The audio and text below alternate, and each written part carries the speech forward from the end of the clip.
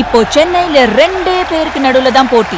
ஒன்னு இஎம்ஐ, இன்னொன்னு rent. Porur, Kattupakkam. Rented ஹவுஸ்னா உங்க ரெண்ட், அவங்க அசர்ட். ஓன் ஹவுஸ்னா உங்க இஎம்ஐ, உங்க assert. For bookings call 8682089820. Stepstone Viram Phase 2. காட்டுப்பாக்கம்ல premium 2 and 3 BHK apartments. Just 79 lakhs all inclusive. பாதிக்கப்பட்ட குடும்பத்துக்கு என்ன உதவி செஞ்சாலும் அதை ஈடுகட்ட முடியாது. மற்றவங்களுக்கு இதே மாதிரி கொடுப்பீங்களான்ற கேள்வி தான் உயர்நீதிமன்றம் அன்னைக்கும் கேட்டாங்க, இன்னைக்கும் தீர்ப்பையும் கேட்டிருக்கிறாங்க.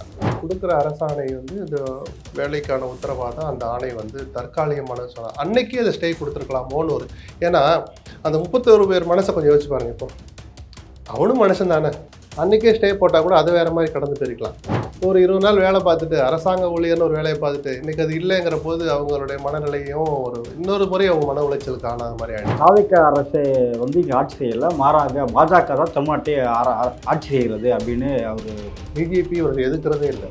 விஜய் எதிர்க்க வேண்டிய விஷயத்துல கூட எதிர்க்கிறது இல்லை. ஆனால் நாங்கள் எங்களுடைய மதவாத அரசியல் நாங்கள் எதிர்க்க மாட்டோம், அவங்க கொள்கை எதிரி அப்படிலாம் சொல்லிவிட்டு அவங்க தப்பே பண்ணாலும் மௌனமாக இருப்போங்கிறத மக்கள் எவ்வளோ நாளைக்கு வேடிக்கை பார்ப்பாங்க. காங்கிரஸ் தாவேக இருக்கிற அணி தானே சார் இந்தியா கூட்டணி. அதை இன்னும் நாங்கள் இந்தியா கூட்டணியில் சேரணும்னு விஜய் அறிவிக்கணும்ல சார். நீங்களும் நானும் முடிவு பண்ண முடியாத சொல்லுங்க. நீங்களும் நானும் இல்லை, அந்த கூட்டணியில் இருக்கிற ஷானவாஸே அப்படி சொல்லியிருக்காங்க. இல்லை சார், இருங்க நான் சொல்றது தாவேகா இன்னைக்கு வரைக்கும் நாங்கள் இந்தியா கூட்டணியில் இணைகிறோம் சொல்லியிருக்கா. 3 பிரதான கட்சிகள் திமுக, அதிமுக, தாவேகான்னு இருக்கு இல்லையா, இந்த 3 பேருமே இந்தியா கூட்டணியில் இன்னைக்கு அதிகாரபூர்வமாக இல்லை. அதனால ஷானவாஸ் ஒரு கருத்தை சொல்லியிருக்கலாம்.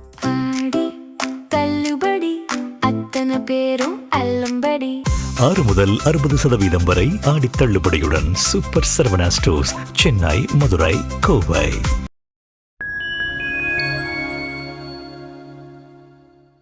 ஃபைன் டைம் மீடியா நேயர்களுக்கு வணக்கம். இன்று நம்முடன் இணைகிறார் மூத்த பத்திரிகையாளர் திரு எஸ்பி லக்ஷ்மணன் அவர்கள். வணக்கம் சார். வணக்கம்.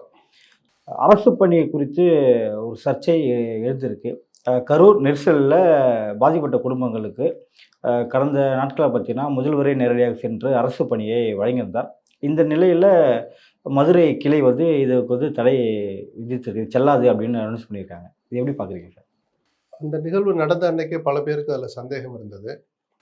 தோழமை உணர்வோடு அல்லது தோழமையில் இருக்கிறோம், கூட்டணியில் இருக்கிறோங்கிறதுக்காக சில பேர் அடக்கி வச்சா கூட பெரும்பாலான அரசியல் கட்சியினுடைய எண்ணம் அதுதான். ஒரு தனிப்பட்ட நிகழ்வில் நடந்த ஒரு கட்சியினுடைய நிகழ்ச்சியில் நடந்த அசம்பாவிதத்துக்கு இப்படி கொடுத்தோன்னா, இப்போ ஒருத்தர் கொடுக்குறாங்கன்னா கூட ஒன்றும் தெரிஞ்சிருக்காது. 31 பேருங்கிறது ஒரு கணிசமான எண்ணிக்கை. அது தவறான முன்னுதாரணமாக போயிடும். பாதிக்கப்பட்ட குடும்பத்துக்கு என்ன உதவி செஞ்சாலும் அதை ஈடுகட்ட முடியாது. அது நான் தனிப்பார்வை. அது அப்போ மற்றவங்களுக்கு இதே மாதிரி கொடுப்பீங்களான்ற கேள்வி தான் உயர்நீதிமன்றம் அன்னைக்கும் கேட்டாங்க, இன்னைக்கும் தீர்ப்பையும் கேட்டிருக்கிறாங்க.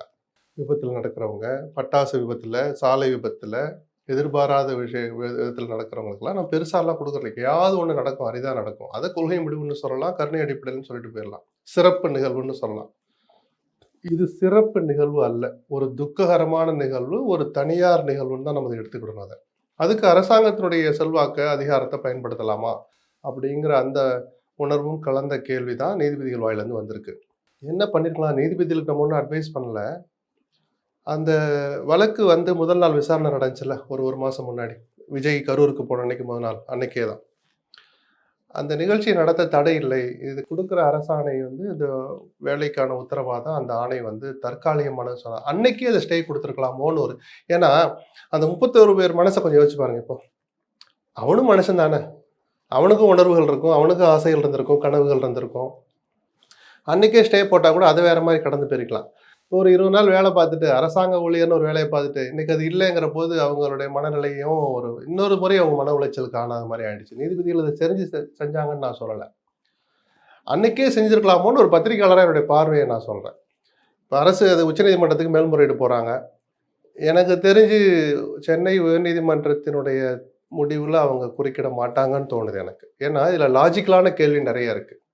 இது எல்லாரும் செய்ய ஆரம்பித்தா என்ன ஆகும், ஆட்சிக்கு வர்றவங்க பூரா அவங்கவுங்க பார்வைப்படி செய்ய ஆரம்பித்தா என்ன ஆகும் அப்படின்ற அந்த கேள்விகளுக்கு ஒரு தெளிவான பதில் கிடைக்காதுங்கிறதுனால உச்சநீதிமன்றத்துலேயும் இது பாசிட்டிவாக வருமானு எனக்கு தெரியல. ஆனாலும் அந்த பாதிக்கப்பட்ட குடும்பங்களுக்கு வேறு எந்த வகையில் உதவலான்னு விஜய் தான் யோசிக்கணும். தனிப்பட்ட முறையில் செய்கிறதுக்கு மனசும் வாய்ப்பும் வசதியும் உள்ளவர். காவிரி நீர் தொடர்பாக சிவகுமார் அவர்களை தமிழக முதல்வரான விஜய் அவர்கள் அங்கே நேரில் போய் சந்திக்கிறதாக தகவல்லாம் வெளியாயிருக்கு. இதில் முன்னாள் முதல்வர் ஸ்டாலின் அவர்கள் மறுப்பு தெரிவிச்சிருக்காரு. அதில் வந்து ஒரு வஞ்சகம் இருக்குது. அது அந்த சூழ்ச்சியில் நீங்கள் ஆளாகிடக்கூடாது. நம்ம விஜய்ங்கிறவரை தனியாக பார்க்க வேண்டாம். யார் முதலமைச்சராக இருந்து இது விஷயமா பேசினாலும் அவங்க நம்ம தமிழ்நாட்டுக்காக பேசுகிறவங்க தான், தமிழ்நாட்டின் முகம்தான். ஆனால் துரைமுருகன் என்ன சொல்கிறேன்னா, இது வந்து உச்சநீதிமன்ற தீர்ப்பை அவமதிப்பது. கடந்த காலங்களில் அந்த தமிழ்நாட்டை ரெப்ரசென்ட் பண்ணுற மாதிரி தமிழ்நாடு அரசின் சார்பாக, தமிழக மக்களின் சார்பாக எம்ஜிஆர் தொடங்கி கலைஞர், ஜெயலலிதா, ஓபிஎஸ், எடப்பாடி வரைக்கும் பல்வேறு நிலைப்பாடுகளை எடுத்திருக்கிறாங்க. அதில் ஒரு சிலர் பேச்சுவார்த்தைக்கும் போனாங்க. நம்மளுடைய என்னதான் பெருந்தன்மையாக நடந்துக்கிட்டாலும் நம்முடைய உணர்வுகளை அவங்க மதிக்க தயங்குறாங்க. குறைஞ்சபட்ச நியாயமாக நடந்துக்க மாட்டாங்க, மனசாட்சியோடு நடந்துக்க மாட்டாங்க, உச்சநீதிமன்ற தீர்ப்புகளையே அவங்க மதிக்க மாட்டாங்கன்னு பல உதாரணங்களை சொல்லி பேச்சுவார்த்தை இவர்களோடு நடத்தி பயனில்லைங்கிற முடிவுக்கு பல முதலமைச்சர்கள் முன்னாடி வந்தாங்க. ஜெயலலிதாவும் அப்படி வந்தவர் தான். ஆனால் உச்சநீதிமன்றம் ஒரு தடவை 2016 முன்பு ஒரு நாள் எங்களுக்காக ஒரு தடவை பேசுங்கன்னு சொன்னாங்க. கடைசியாக ஒரு தடவை பேசுங்க, நாங்கள் சொல்கிறோம் பேசுங்க அப்படின்னு. அந்த பேச்சுவார்த்தையும் கூட அவ்வளோ சுமூகமாக நடக்கலை. பாதியிலே எழுந்து வந்தார் ஜெயலலிதா. ஏன்னா ஒரு டிஸ்கஷன்னா எங்களுக்கு இப்படி இருக்குது, உங்களுக்கு என்ன தேவை, சரி ஏதாவது ஒரு இடத்துல வந்து நின்றுப்பாங்கன்னு பார்த்தா நாங்கள் தண்ணி தரமாட்டோன்னு ஒத்த வரியில் சொன்னார் ஜெகதீஷ் ஷெட்டார், அப்போ முதலமைச்சராக இருந்தவர் கர்நாடகாவில். ஜெயலலிதா நிஜமாகவே தன் மீது வழக்கை அந்த அரசு தான் நடத்துகிறதுன்னு தெரிஞ்சிருந்தோம். கர்நாடக அரசு தான் அவர் மீதான சொத்து குவிப்பாக நடத்துகிறாங்க பெங்களூர் சிறப்பு நீதிமன்றத்தில்.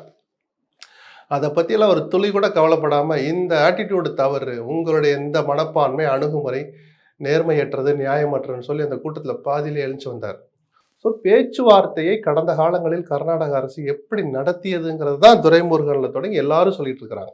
அதனால ஒரு பிரயோஜனம் இல்லைன்னு. சரி, நான் ஒரு ஸ்ட்ராட்டஜி எடுக்கிறேன்னு விஜய் நினைச்சாருன்னா அனைத்து கட்சி கூட்டத்தை கூட்டணும், அல்லது குறைஞ்சபட்சம் அந்த துறை அமைச்சர்களாக இருந்தும் இன்னைக்கு ஆரோக்கியமாக கடவுள் புண்ணியத்தில் நல்லா இருக்கிறாங்க. முதலமைச்சர்களாக இருந்தவங்களே 2-3 பேர் இருக்கிறாங்க. அந்த 5-6 பேரை கூப்பிட்டு என்ன செய்யலாம் எதுன்னு ஒரு ஃப்ரெண்ட்லி சாட் ஒன்று நடத்தினா நல்லதுன்னு எனக்கு தோணுது. விஜய் என்ன நினைக்கிறாருன்னு தெரியல. திருமாவளவன், ஆலூர் ஷானவாஸ் இருவருடைய கூட்டணி தொடர்பான கருத்திலே ஒரு முரண் ஏற்பட்டிருக்கு. தாவேக அரசை வந்து இங்கே ஆட்சி செய்யலை, மாறாக பாஜக தான் தமிழ்நாட்டை ஆட்சி செய்கிறது அப்படின்னு அவர் தலைமைச் செயலாளருடைய அந்த பணி நீட்டிப்பையும் ஒரு காரணமாக சொல்கிறார் ஷானவாஸ். பிஜேபி இவர்கள் எதிர்க்கிறதே இல்லை, விஜய் எதிர்க்க வேண்டிய விஷயத்தில் கூட எதிர்க்கிறது இல்லை. பிஜேபி எடுத்தாதான் விஜய் அரசியல் பண்ணணும், நம்ம ஒன்று கட்டளைப்பட முடியாது. எங்களுடைய தோழமை பிஜேபியோடு தான், நாங்கள் காலங்காலத்துக்கு பிஜேபியோடு தேர்தல் உறவோடும் இருப்போம், நிர்வாக ரீதியாக உறவோடு இருப்போம்னு சொல்கிறாலும் கூட அந்த முடிவை எடுத்து அறிவிக்கிற உரிமை விஜய்க்கும் தாவேக்காவுக்கும் இருக்குது. யாரும் அதை கொஸ்டின் பண்ண முடியாது. ஆனால் நாங்கள் எங்களுடைய மதவாத அரசியல் நாங்கள் எதிர்க்க மாட்டோம், அவங்க கொள்கை எதிரி அப்படிலாம் சொல்லிவிட்டு அவங்க தப்பே பண்ணாலும் மௌனமாக இருப்போங்கிறத மக்கள் எவ்வளோ நாளைக்கு வேடிக்கை பார்ப்பாங்க? தோழமை கட்சிகளாகவே இருந்தாலும் சுட்டி காட்டணும். சில பேர் சில காரணங்களுக்காக அமைதியாக இருக்கிறப்போ ஷானவாஸ் அதை சுட்டி காட்டுறாரு. டீலிமிட்டேஷன்ல உடன்பாடு இல்லை, நீட்லயும் உடன்பாடு சரி, அதெல்லாம் சொல்லிட்டு தமிழ்நாட்டினுடைய பல உணர்வுகள், அந்த மக்களுடைய உணர்வுகளை பல விஷயங்களை தாவேக்க பிரதிபலிக்கணும், அதை சொல்ல வரல. அந்த உணர்வுகளை காயப்படுத்துற மாதிரி பிஜேபி நடந்து கொள்ளும் போது, பிஜேபி தலைமையிலான மத்திய அரசு நடந்து கொள்ளும் போது நீங்க என்ன எதிர்வினை ஆட்டுறீங்கன்னு தான் கேட்கிறோம். வாயே திறக்கிறது இல்லை. தமிழ் தாய் வாழ்த்தை ஏற்று மனோன்மணிய சுந்தரனார் பல்கலை அந்த பேர்லயே இருக்கிற பல்கலைக்கழகத்துல தமிழ் தாய் வாழ்த்தை 3வது தான் பாடுவேன்னு சொல்லி இப்போ ஒரு வாரமா சர்ச்சை வருது இல்ல. ஒரு அறிக்கை விடக்கூடாதா? ஒரு அமைச்சர் விட்டா ஒரு அறிக்கை விடக்கூடாதா? இது தப்பு. இன்னைக்கு எல்லாம் நடந்த பிறகு நடந்துட்டு இருக்கிற போது நிர்மல்குமார் இது ஏற்றுக்கொள்ளக்கூடிய என்ன பண்ணீங்க அதுக்கு? புரியுதுங்களா? அப்போ எதிர்க்கிற விஷயங்களை எதிர்க்க வேண்டிய விதத்துல எதிர்க்கல. பொதுமக்கள் இனிமேல் தங்களுடைய குறைகள் தொடர்பாக லோக் பவனை அணுகலாம், மனுக்கள் இங்கே கொடுக்கலான்னு கவர்னர் ஒரு 2 வாரம் முன்னாடி ஒரு அறிவிப்பு வந்துச்சு. அது மிக நிச்சயமாக நேரடியாக மக்களால் தேர்ந்தெடுக்கப்பட்ட அரசோடு அல்லது அவர்கள் நிர்வாகத்தோடு மோதுறது அல்லது தலையிடுற மாதிரி. கவர்னருக்கு அந்த அதிகாரம் கிடையாது. ஏதாவது ஒரு எதிர்வினை இந்த கவர்மெண்ட் வந்துச்சுன்னு சொல்லுங்க. என்ன சொன்னாங்க? இது தப்பு, உங்க வேலையை பாருங்க. சொல்லலையே. வைகை அணையில தூர்வாரதை பத்தி ஒன்று கவர்னர் சொன்ன போது நிர்மல்குமார் கருத்து சொன்னார் அமைச்சர். இவ்வளவு பெரிய விஷயம் ஒரு பிரஸ் ரிலீஸாவே அவர் கொடுக்குறாரு. இன்னைக்கு வரைக்கும் இந்த அரசு வாய் மூடி மௌனியா இருக்கு. அப்போ இவங்க எந்த லட்சணத்தில் பிஜேபி எதிர்ப்பாங்க? பிஜேபி எதிர்க்க வேண்டாம், தவறு செய்கிற பிஜேபி அரசை எப்படி எதிர்க்கிறாங்க? இது வரைக்கும் எதிர்க்கல இல்லை. இதையெல்லாம் வச்சுதான் ஷானவாஸ் சொல்றாரோன்னு நான் நினைக்கிறேன்.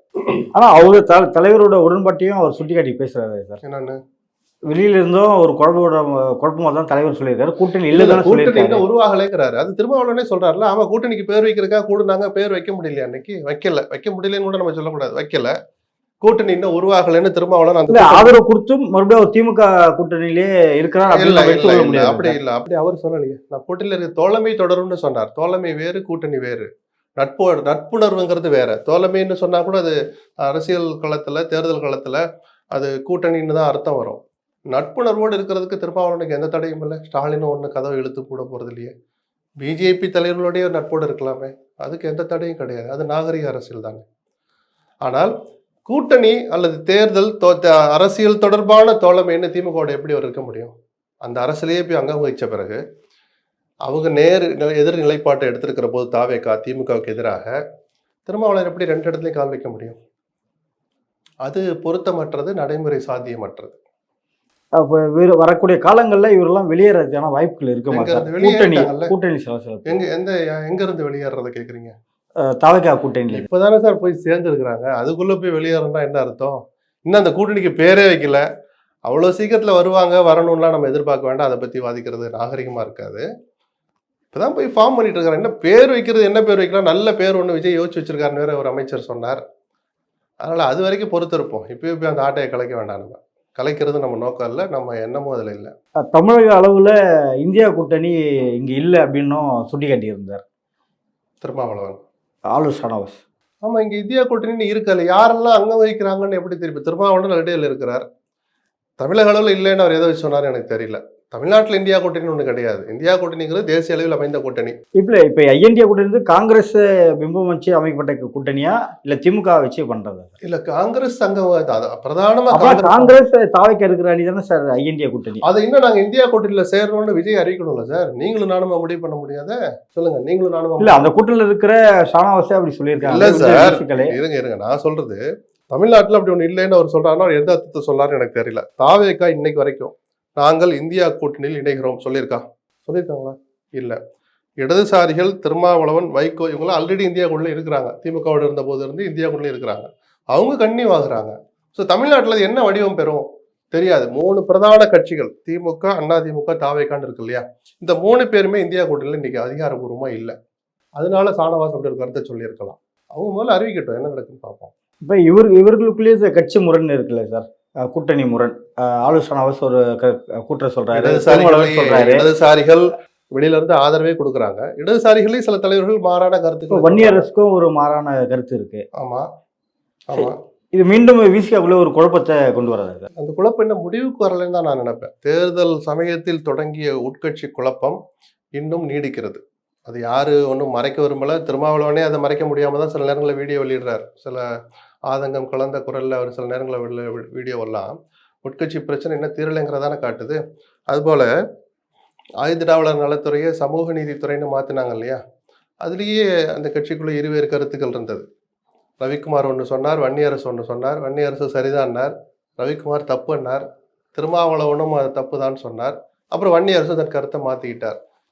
ஸோ ஒரு ஆட்சி அதிகாரத்தில் இடம்பெறுகிற போது அதில் இடம்பெற்றவர்களும் இடம்பெற வாய்ப்பில்லாதவர்களும் அல்லது அதையெல்லாம் ஒதுக்கி வச்சுட்டு அந்த கட்சிக்குன்னு இருக்கிற ஒரு கொள்கை இன்னொரு கட்சி அமைந்திருக்கிற தலைமையை ஏற்று போய் ஒரு ஆட்சியில் பங்கு பெறுற போது வருகிற சங்கடங்கள்ல இதுவும் ஒரு சங்கடம். கடந்து போவாங்கன்னு நான் நினைக்கிறேன். பார்ப்போம். நடப்பு அரசியல் பல்வேறு கருத்தில் மிக்க நன்றி.